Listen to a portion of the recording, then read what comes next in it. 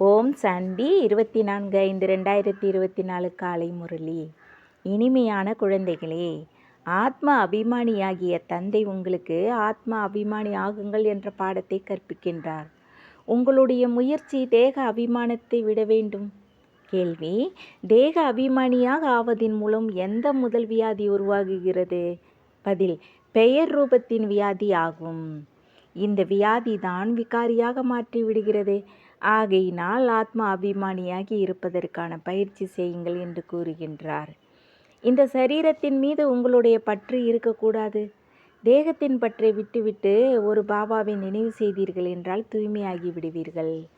பாபா உங்களை வாழ்க்கை பந்தனத்திலிருந்து ஜீவன் முக்தர்களாக மாற்றுவதற்கான யுக்தியை கூறுகின்றார். இதுதான் படிப்பாகும். ஓம் சாந்தி.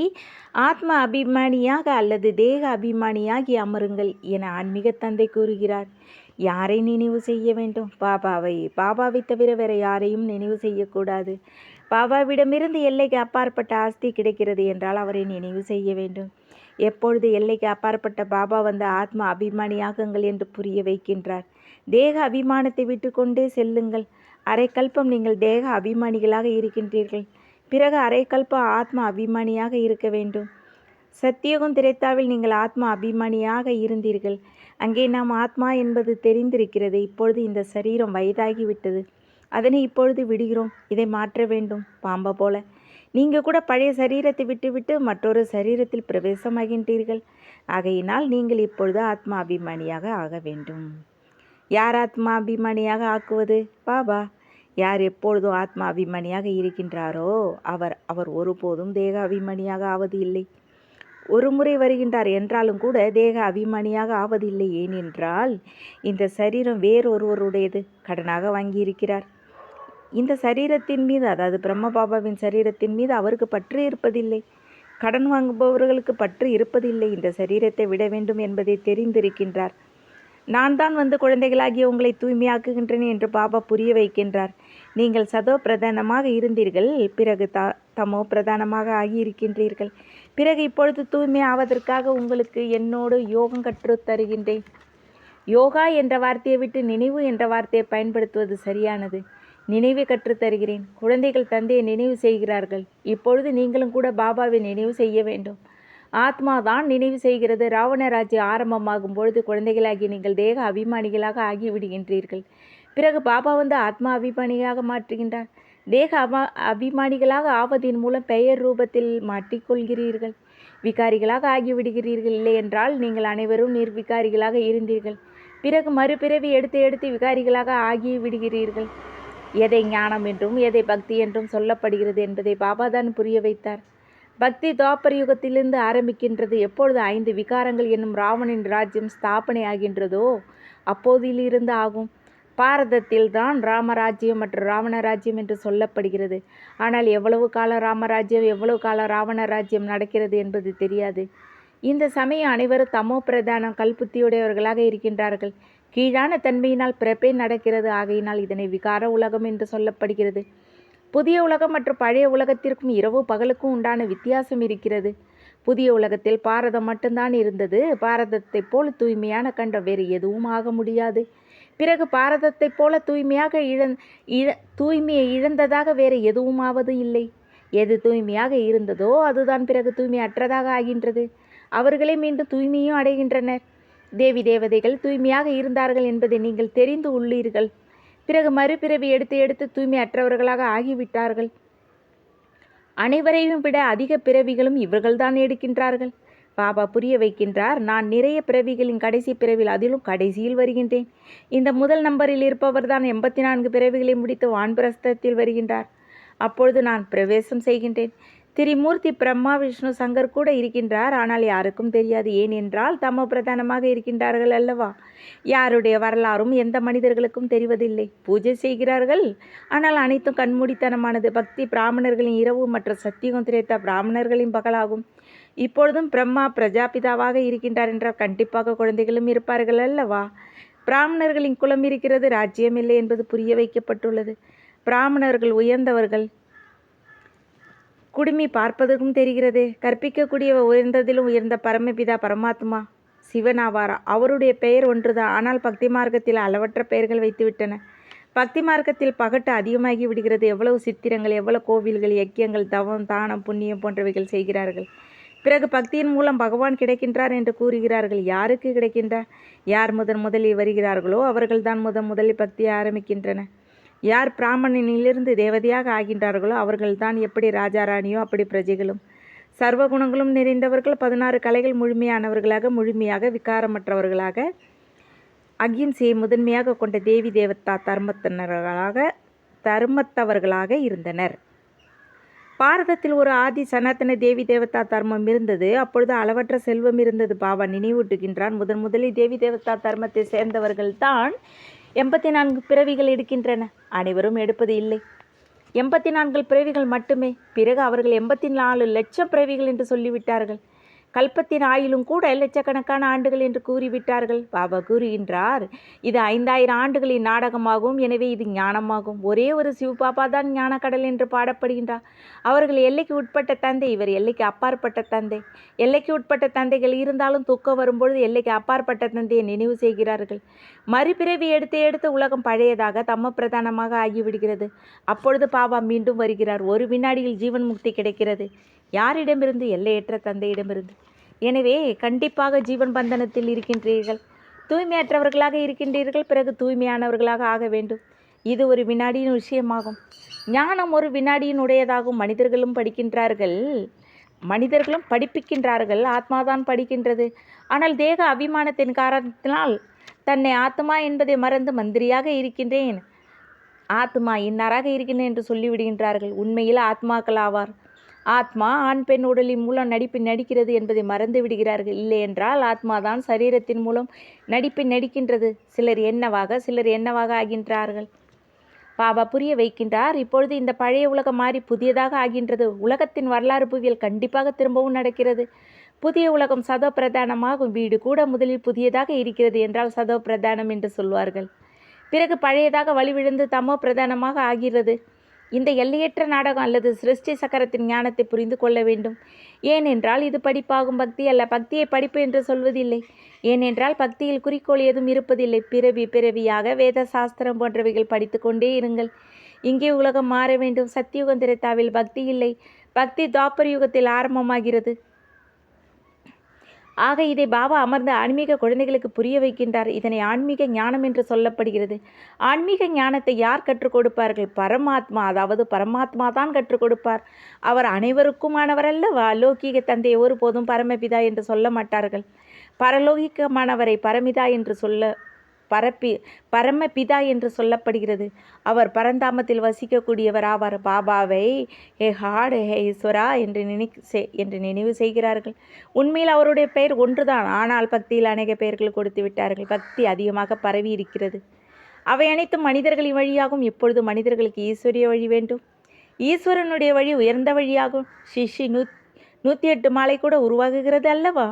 இது குடும்ப மார்க்கத்தின் மாலை உருவாகிறது. பிறகு மறுபிறவி எடுத்து ஏணிப்படியில் இறங்கி எதுவும் இல்லாதவர்களாக ஆகிவிடுகின்றீர்கள். புத்தி தெளிவற்றதாக ஆகும்பொழுது மனிதர்கள் திவாலாகி விடுகிறார்கள். யார் 100% அனைத்தும் நிறைந்தவர்களாக இருந்தார்களோ அதிலிருந்து இந்த சமயம் எதுவும் இல்லாதவர்களாக இருக்கிறார்கள். புத்திக்கு பூட்டு போடப்பட்டுள்ளது. அந்த பூட்டை யார் போட்டது? கோத்ரேஜ் பூட்டு பூட்டப்பட்டு விடுகிறது. பாரதம் எந்த அளவிற்கு நம்பர் 1 இருந்ததோ அந்த அளவிற்கு வேறு எந்த கண்டமும் இல்லை. பாரதத்திற்கு நிறைய மகிமை இருக்கிறது. பாரதம் அனைத்து தர்மத்தை சேர்ந்தவர்களுக்கும் மிக பெரியதிலும் பெரிய தீர்த்தஸ்தலமாக இருக்கிறது. ஆனால் நாடகத்தின்படி கீதையை அமைத்து விட்டார்கள். இல்லை, அவமதித்து விட்டார்கள். பாரதம் மற்றும் முழு உலகத்தின் தவறாகும். எந்த கீதை ஞானத்தின் மூலம் பாபா புதிய உலகத்தை உருவாக்குகிறாரோ, மேலும் அனைவருக்கும் சத்கதியை ஏற்படுத்துகிறாரோ, அந்த கீதையை பாரதத்தில் தான் அவமதித்து விட்டார்கள். பாரதம் அனைத்திலும் உயர்ந்தது. மேலும் மிகுந்த செல்வமிக்க கண்டமாக இருந்தது. அது மீண்டும் அப்படி ஆகி கொண்டு இருக்கிறது. இது தலைகீழான மரமாகும். இதனுடைய விதை மேலே இருக்கிறது. அவரை விருஷபதி என்று சொல்லப்படுகிறது. பிரகஸ்பதி திசை அமர்கிறது அல்லவா? பாபா புரிய வைக்கின்றார். விருஷபதியான நான் வரும்பொழுது பாரதத்தில் பிரகஸ்பதியின் திசை அமர்கிறது. உயர்ந்ததாக ஆகிவிடுகிறது. பிறகு ராவணன் வந்தான் என்றால் ராக திசை அமர்ந்து விடுகிறது. பாரதத்தின் நிலை என்னவாகி விடுகிறது? அங்கே உங்களுடைய ஆயுளும் அதிகமாகி விடுகின்றது. ஏன் என்றால் தூய்மையாக இருக்கின்றீர்கள். அரை கல்பம் நீங்கள் 21 பிறவிகள் எடுக்கின்றீர்கள். மீதி அரை கல்பம் போகியாக ஆவதினால் ஆயுளும் குறைந்து விடுகிறது. பிறகு நீங்கள் 63 பிறவிகள் எடுக்கின்றீர்கள். இப்பொழுது பாபா புரிய வைக்கின்றார், சதோ பிரதானமாக வேண்டும். ஆகையினால் என்னை மட்டும் நினைவு செய்யுங்கள். அனைத்து தர்மத்தை சேர்ந்தவர்களும் இந்த சமயத்தில் தமோ பிரதானமாக இருக்கின்றார்கள். நீங்கள் அனைவருக்கும் இந்த ஞானத்தை கொடுக்கலாம். ஆத்மாக்களின் தந்தை ஒருவரே ஆவார். அனைவரும் சகோதரர்கள். ஏனென்றால் ஆத்மாக்களாகிய நாம் அனைவரும் ஒரு தந்தையின் குழந்தைகளாவோம். இந்துக்களும் முஸ்லிம்களும் சகோதரர்கள் என்று என்னவோ சொல்கிறார்கள். ஆனால் அர்த்தம் தெரிந்திருக்கவில்லை. ஆத்மா சரி என்று சொல்கிறது. அனைத்து சகோதரர்களின் தந்தை ஒருவராவார். பெரிய தந்தை தான் ஆஸ்தி கொடுக்க வேண்டும். அவர் பாரதத்தில் தான் வருகின்றார். சிவஜெயந்தி கொண்டாடுகிறார்கள். ஆனால் அவர் எப்பொழுது வந்தார் என்பது யாருக்கும் தெரியாது. உங்களுடைய யுத்தம் 5 விகாரங்களாகும். காமம் உங்களுடைய முதல் நம்பர் எதிரி.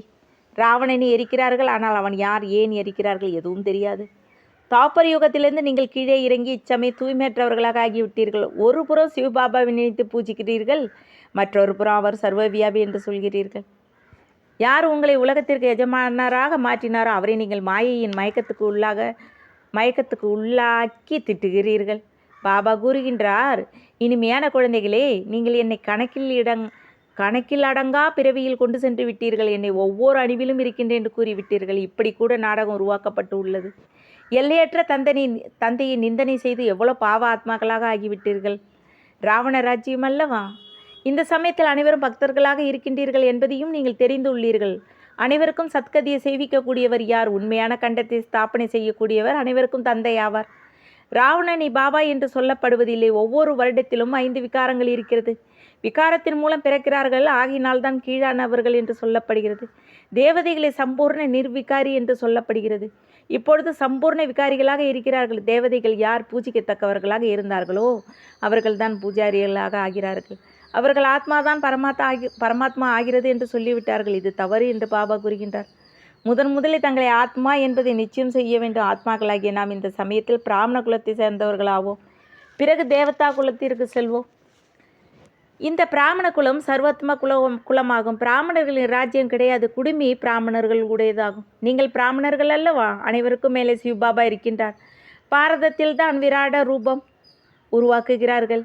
அதில் பிராமணர்களின் குடுமியும் இல்லை, பிராமணர்களின் தந்தையும் இல்லை. அர்த்தம் என்பது எதையும் புரிந்து கொள்வதில்லை. திருமூர்த்தியின் அர்த்தமும் புரிந்து கொள்வதில்லை. இல்லை என்றால் பாரதத்தை ராஜமுத்திரை திருமூர்த்தி சிவனுடையதாக இருக்க வேண்டும். இப்பொழுது இது முட்கள் நிறைந்த காடாக இருக்கிறது. எனவே காட்டு மிருகங்களை ராஜமுத்திரை உருவாக்கி விட்டார்கள். பிறகு அதில் சத்தியமே வெல்லும் என்று எழுதியிருக்கிறார்கள். சத்தியுகத்தில் சிங்கமும் ஆடு ஒன்றாக நீர் அருந்துவதாக காட்டுகிறார்கள். சத்தியமே வெல்லும் என்றால் வெற்றியாகும். அனைவரும் இனிமையானவர்களாக இருப்பார்கள். உவர்ப்பானவர்களாக இருப்பது இல்லை. ராவண ராஜ்யத்தில் உவர்ப்பும் ராமராஜ்யத்தில் இனிப்பாகவும் ஆகிவிடுகின்றார்கள். இத்தனை முட்கள் நிறைந்த காடு என்று சொல்லப்படுகிறது. இதனை ஒருவர் மற்றவருக்கு முதல் நம்பர் முள் விகாரத்தை தைக்கிறார்கள். பாபா கூறுகின்றார், காமம் மிகப்பெரிய எதிரி. இது முதல் இடை கடைசியில் துக்கம் கொடுக்கக்கூடியதாகும். பெயரே ராவண ராஜ்யம். பாபா கூறுகின்றார், இந்த 5 விகாரங்களின் மீது வெற்றி அடைந்து உலகத்தை வென்றவர்களாக ஆகுங்கள். இந்த கடைசி பிறவியில் நிர்விகாரிகளாக ஆகுங்கள். நீங்கள் தூய்மையற்றவர்கள், தமோ பிரதானமாக ஆகியுள்ளீர்கள். பிறகு சதோ பிரதானமாக தூய்மையானவர்களாக ஆகுங்கள். கங்கை ஒன்றும் பதித்த பாவனி ஆத்மா சுத்தமாக்க முடியாது. கங்கை ஒன்றும் பதித்த பாவனியாவது இல்லை. சரீரத்தின் அழுக்கை வீட்டின் தண்ணீர் மூலம் கூட நீக்க முடியும். ஆத்மா சுத்தமாக்க முடியாது. பக்தி மார்க்கத்தில் எவ்வளவு அதிகத்திலும் அதிகமான குருமார்கள் இருக்கிறார்கள். சத்குரு ஒருவரே சத்கதியை செய்விக்கக்கூடியவர். பரம தந்தை, பரம டீச்சர், பரம சத்குருவாக இருக்கின்றார். அவர்தான் உங்களுக்கு சிருஷ்டியின் முதல் இடை கடைசியின் ஞானத்தை சொல்கின்றார். நல்லது. இனிமையிலும் இனிமையான காணாமல் போய் கண்டெடுக்கப்பட்ட செல்ல குழந்தைகளுக்கு தாய் தந்தையும் பாப் தாதாவின் அன்பு நினைவுகளும் காலை வணக்கமும் ஆன்மீக குழந்தைகளுக்கு ஆன்மீக தந்தை நமஸ்தே. ஆன்மீக தந்தைக்கு ஆன்மீக குழந்தைகளை அன்பு நினைவுகள் மற்றும் நமஸ்தே. தாரணைக்கான முக்கிய சார 1. சதோ பிரதானமாவதற்கு பாபாவை தவிர வேறு யாரையும் நினைவு செய்யக்கூடாது. ஆத்மா அபிமானியாகி ஆவதற்கான பயிற்சி செய்ய வேண்டும். ஆத்மா அபிமானியாக ஆவதற்கான பயிற்சி செய்ய வேண்டும். 2. அனைவரிடமும் இனிமையானவர்களாக ஆகியிருக்க வேண்டும். இந்த கடைசி பிறவியில் விகாரங்களின் மீது வெற்றி அடைந்து உலகத்தை வென்றவர்களாக ஆக வேண்டும். வரதானம்: தந்தையின் குடை நிழலில் சதா மகிழ்ச்சியின் அனுபவம் செய்யக்கூடிய மற்றும் செய்விக்கக்கூடிய விசேஷ ஆத்மா ஆகுக. தந்தையின் குடை நிழல் எங்கு இருக்கிறதோ அங்கு மாயாவிடமிருந்து சதா பாதுகாப்பு இருக்கும். குடைக்குள் மாயை வர முடியாது. கடின உழைப்பிலிருந்து தானாகவே தூரே விலகி விடுவீர்கள். மகிழ்ச்சியாக இருப்பீர்கள். ஏனெனில் கடின உழைப்பு மகிழ்ச்சியின் அனுபவம் செய்ய விடுவது கிடையாது. குடைக்குள் இருக்க விசேஷ ஆத்மாக்கள் உயர்ந்த படிப்பு படித்தாலும் கூட மகிழ்ச்சியாக இருப்பார்கள். ஏனெனில் நான் கல்பத்திற்கும் வெற்றியாளன் தேர்ச்சி அடைந்து விட்டேன் என்ற நிச்சயம் அவர்களிடம் இருக்கும். எனவே சதா மகிழ்ச்சியாக இருங்கள். மேலும் மகிழ்ச்சியாக இருக்கும் செய்தியை மற்றவர்களுக்கு கொடுத்து கொண்டே இருங்கள். இதுவே சேவையாகும். ஸ்லோகன்: யார் நாடகத்தின் ரகசியத்தை அறியவில்லையோ அவர்களே கோபப்படுவர். தேங்க்யூ பாபா. ஓம் சாந்தி.